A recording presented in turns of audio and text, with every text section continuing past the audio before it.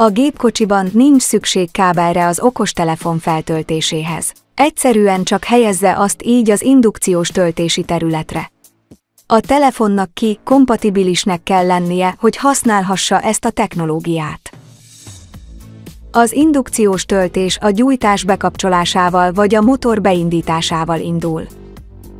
Ha okostelefonja is csatlakoztatva van a multimédia rendszerhez, akkor a képernyőn megtekintheti a telefon töltöttségi állapotát. Vegye figyelembe, hogy az energiaátvitel megszakad, ha fémtárgyakat, például érméket helyeznek a töltési területre. Ez a szimbólum ezután megjelenik a multimédia képernyőn. Végezet, a töltés automatikusan leáll, amikor a telefon akkumulátora megtelt, így kiküszöbölve a túltöltés kockázatát.